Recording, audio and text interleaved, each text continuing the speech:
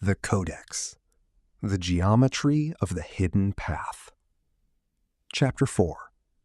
Seeing the hidden layer. The corridor behind him didn't close. It forgot him. Ethan noticed it the moment he stepped through the dissolving light. He turned on instinct, the way you turn to check your exit is still there when you enter a room full of strangers. And the place he had come from was gone. Not sealed, not hidden behind a wall. The wall was there, but the doorway was not.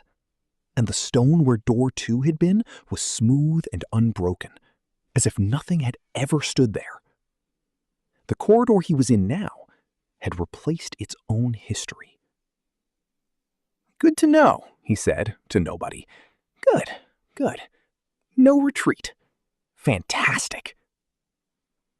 His voice shook a little on fantastic.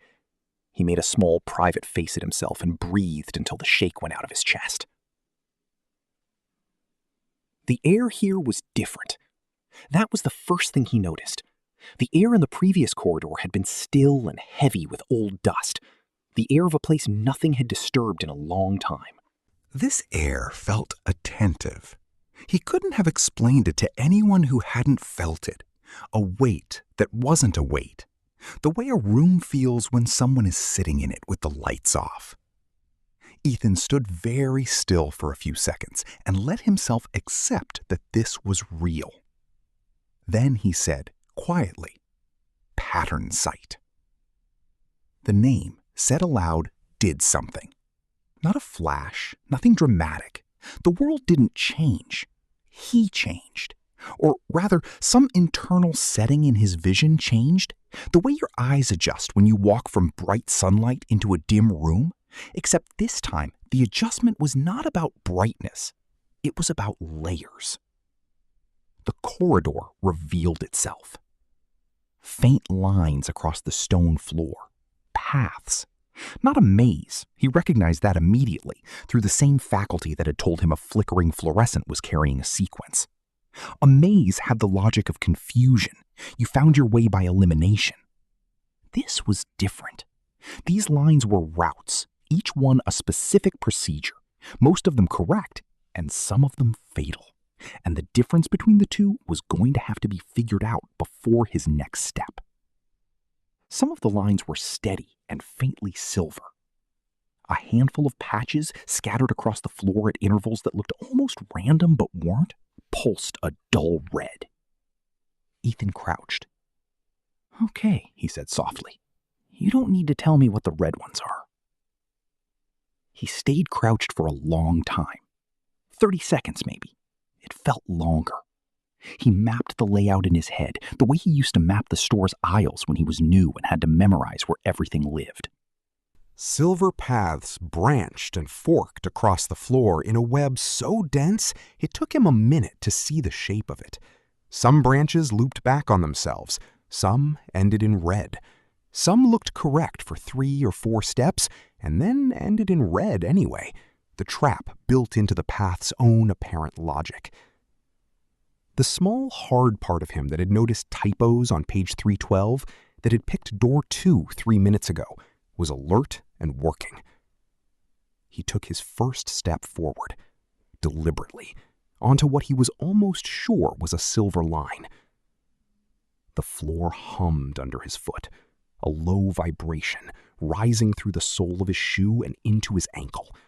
Not painful, not loud, something mechanical waking up to pay attention to him. He didn't lift his foot. He held the weight there and waited, counting breaths, and after the count of 6, the vibration steadied into a constant low pulse that he realized was not a warning, it was a confirmation.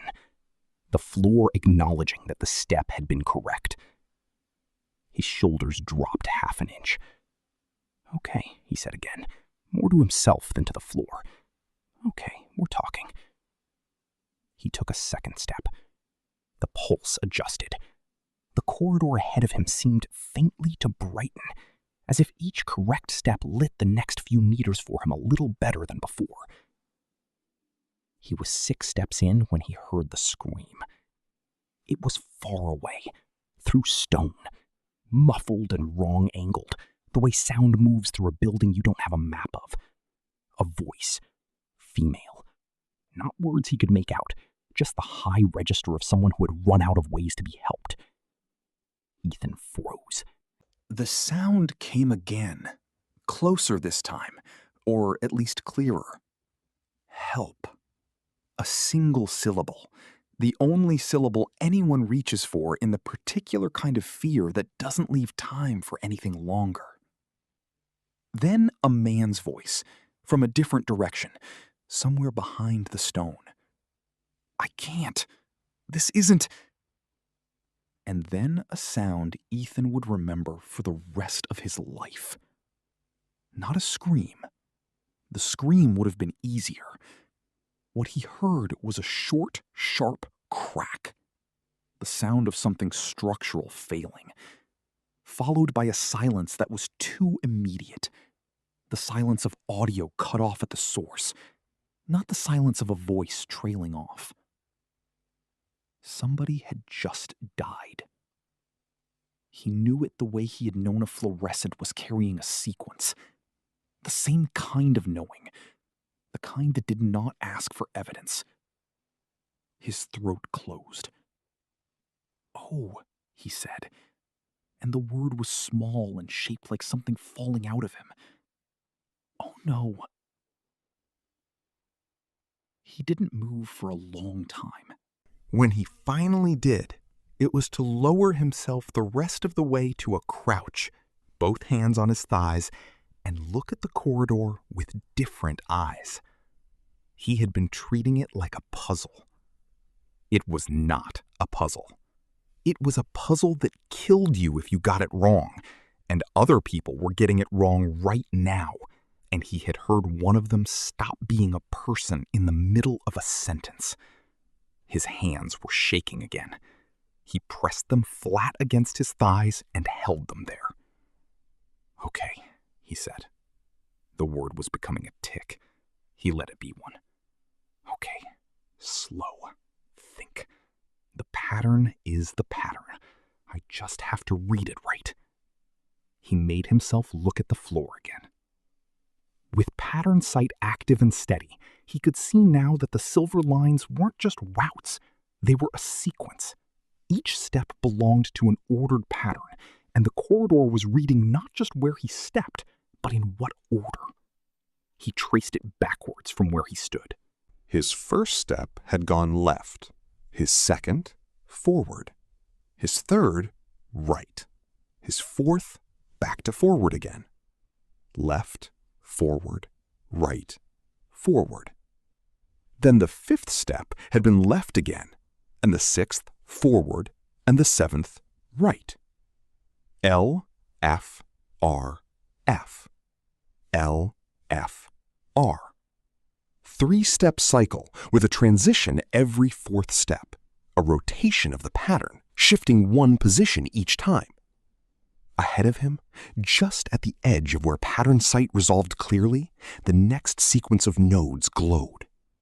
L, arrow, F, arrow, R, arrow, question mark.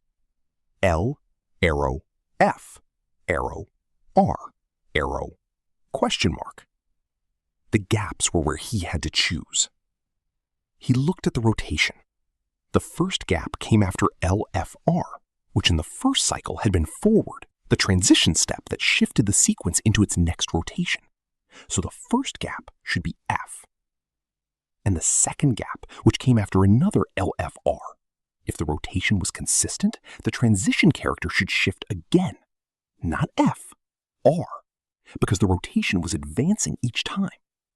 LFRF in the first cycle, LFRR in the second, LFR question mark wraparound in the third. He held the logic in his head and checked it against the red patches scattered through the corridor. They fit. The red patches were exactly the cells that broke the rotational logic, the obvious-looking answers that would have killed him if he'd listened to the surface pattern instead of the hidden one. His breath steadied. "Okay," he said, And this time the words sounded like his own voice again. Yeah, that fits.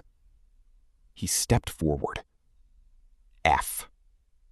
Then a beat, then the next LFR cycle, and then, with real care, R.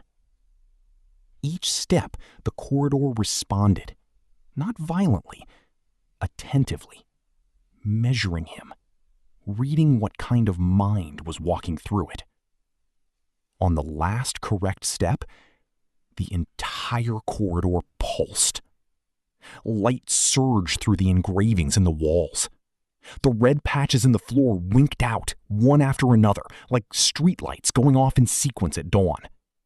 The silver lines strengthened into something close to solid. The air got easier to breathe. 2/3 of the way through, he was going to live. Maybe. He didn't let himself smile. He had heard a man stop being a person half a minute ago, and smiling right now felt like a thing he hadn't earned. Behind him, in the direction he had come from, he heard a small sound. Not a footstep, not breathing. A sound that didn't have a category, the way the crack earlier had not had a category. He turned his head slowly. At the edge of the corridor, where the engravings thinned and the dark took over, something moved. Not a person, not an animal, a distortion. A patch of wrong geometry, maybe a meter tall, roughly upright, occupying space in a way that space was not supposed to be occupied. It did not have a face. It might not have had a body. It had position. It was positioned toward him. Ethan's pulse, which had just started to steady, jumped again. He had seen this thing twice before tonight. Once back in the store when the symbol first took him. Once at the threshold between door 2 and this corridor. Now. 3 times, he thought, was not coincidence. 3 times was a count. A thing being watched at deliberate intervals by something that did not intend to be caught looking. The distortion held his gaze for a second longer. Then it was gone. Not moved. Gone. The way the doorway behind him had gone. Erased rather than removed. Ethan stood in the middle of the corridor with one hand still on the wall and looked into the empty dark for a long time. He did not say anything aloud. Inside his head, a small, clear thought was forming for the first time since the store. I'm not just being tested. I'm being measured. He turned back to the path and kept walking.